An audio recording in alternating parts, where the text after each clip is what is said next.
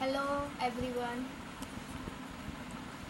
आज हम लाए हैं कुछ नया टॉपिक। इस सब्जेक्ट का नाम है माइक्रो इकोनॉमिक्स। माइक्रो इकोनॉमिक्स का ही ये एक टॉपिक है, डिमांड। आज हम डिमांड पढ़ेंगे। देखते हैं।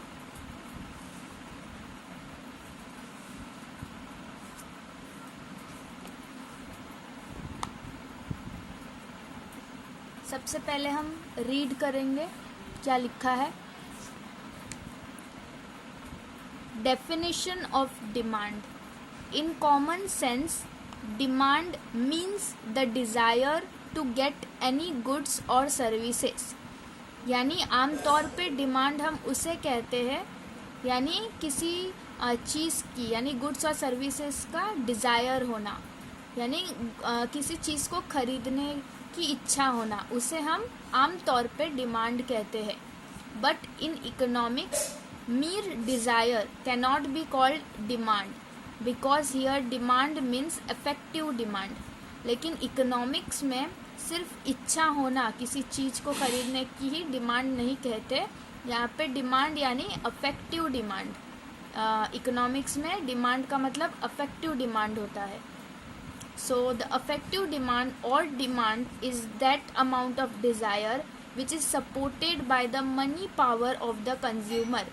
effective demand या फिर डिमांड इकोनॉमिक्स में उसे कहते हैं, यानी किसी चीज़ को खरीदने की इच्छा होना, बट उस चीज़ को खरीदने के लिए हमारे पास मनी पावर भी होना चाहिए, कंज्यूमर के पास मनी पावर भी होना चाहिए उस चीज़ को, उस गुड्स और सर्विसेज को खरीदने की।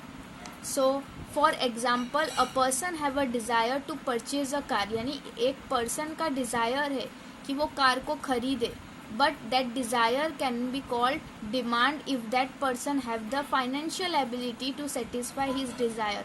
लेकिन उस इच्छा को डिमांड तभी कहेंगे अगर वो पर्सन के पास फिनेंशियल एबिलिटी है, यानी मनी पावर है अपने इच्छा को पूर्ण करने के लिए, सेटिस्फाई करने के लिए। दस the desire of the consumer to purchase commodity and the financial ability of the consumer are the two elements of demand। So two elements of demand is desire of the consumer to purchase commodity, यानी उस commodity को खरीदने की इच्छा होनी चाहिए, और उसके साथ साथ मनी पावर यानी financial ability भी होनी चाहिए consumer की। So these two are the elements of demand। Thus price is the most important matter of demand, यानी because it determines the financial ability of the consumer. इसलिए हम demand में price का बहुत ही इम्पॉर्टेंट मैटर है। इस demand chapter में जहाँ जहाँ डिमांड रहेगा वहाँ वहाँ प्राइस भी आपको देखने मिलेगा। So because it determines the financial ability of the consumer. इसका मतलब फिनेंशियल एबिलिटी यानी मनी पावर अगर कंज्यूमर के पास है तो ही डिमांड हो सकता है वहाँ। इसलिए जहाँ पे डिमांड रहेगा वहाँ पे ही आपको प्राइस देखने मिलेगा। So demand is also depends on time, यानी सिर्फ प्राइस पे नहीं, टाइम पे भी डिपेंड करता है demand. Without mentioning time it is not possible to specify the amount of demand. बिना टाइम को मेंशन किए ये पॉसिबल ही नहीं है कि हम डिमांड को स्पेसिफाई करें। ऐसा क्यों कहा गया है? बिकॉज टाइम, जैसे कि ब्रेड। ब्रेड उसकी उसका लिमिटेड, वो बहुत ही लिमिटेड टाइम के लिए रहता है। हमें तभी ही ब्रेड को कंज्यूम करना पड़ता है।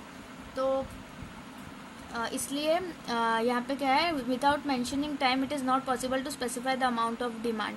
जैसे कि मैंगो की सीज़न में ही ज़्यादा मिलता है, यानी समर सीज़न में, तो तभी ही मैंगो की डिमांड ज़्यादा रहती है, यानी उस समय में मैंगो की डिमांड ज़्यादा रहती है। इसलिए यहाँ पे क्या है, without mentioning time it is not possible to specify the amount of demand.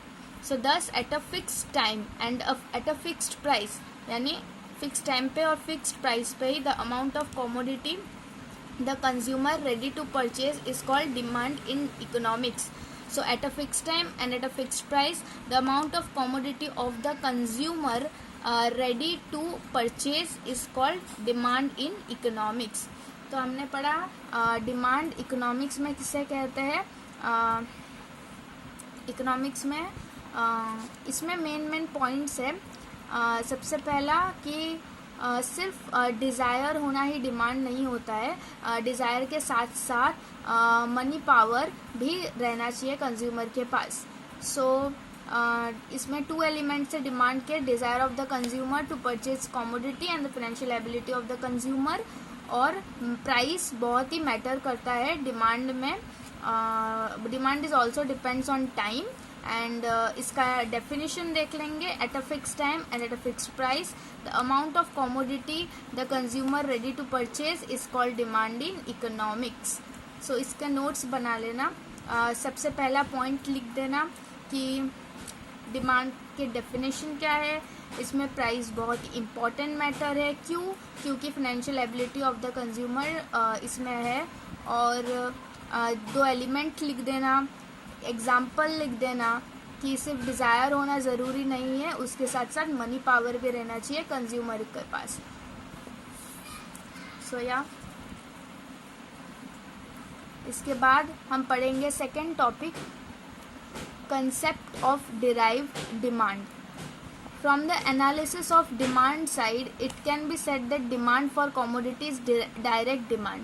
यानी अगर हम डिमांड साइड से देखें तो ये कह सकते हैं demand for commodities direct demand, because in case of commodity purchaser creates demand directly and the purchaser gets utility directly from the commodity.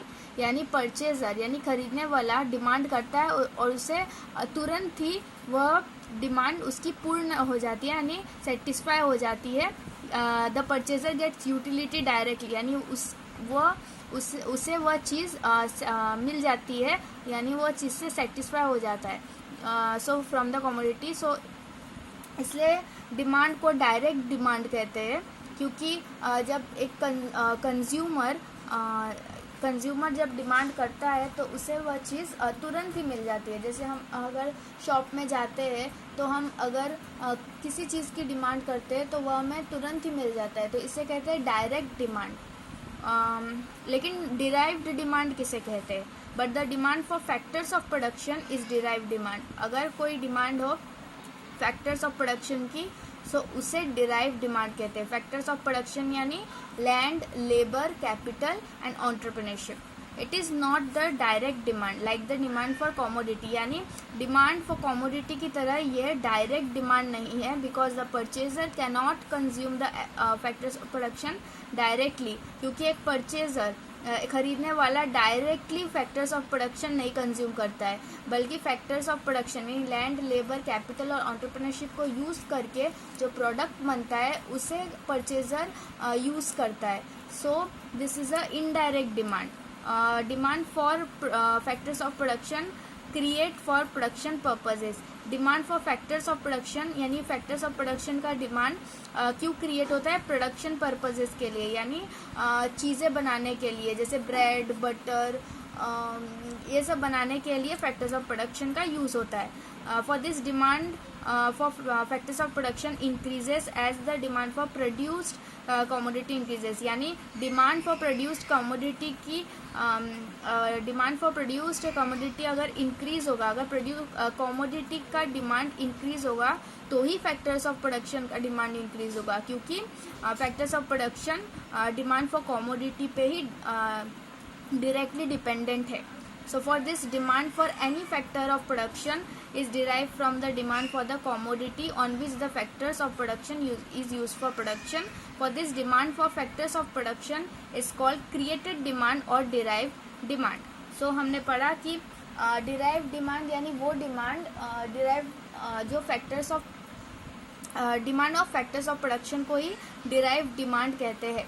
So derive demand यानी इनडायरेक्ट डिमांड, यानी डायरेक्टली उसे परचेजर यूज़ नहीं करता। जैसे demand जो है, demand for commodity, वो direct demand है, क्योंकि परचेजर डायरेक्टली कमोडिटी उसको मिलती है। लेकिन factors of production indirect demand है, क्योंकि फैक्टर्स ऑफ प्रोडक्शन को यूज़ करके ही हमें वो गुड्स और सर्विसेज मिलता है जो परचेजर यूज़ करता है। तो इसलिए फैक्टर्स ऑफ प्रोडक्शन का डिमांड डिराइव्ड डिमांड है. सो जैसे हम मैं कुछ लिख के बता देती हूँ. डिमांड फॉर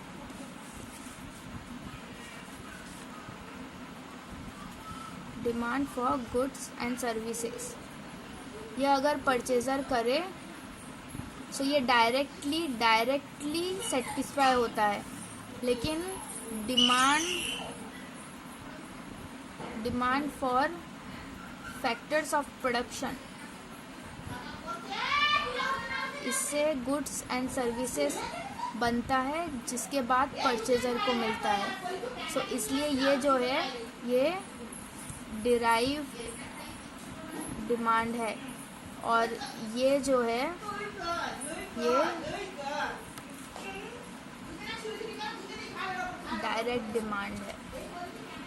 तो डिफरेंस पता चला, ये डायरेक्ट डिमांड है और ये डिराइव्ड डिमांड है, क्योंकि फैक्टर्स ऑफ प्रोडक्शन और परचेजर के बीच एक गुड्स एंड सर्विसेज यानी डायरेक्टली नहीं मिलता. पहले डिमांड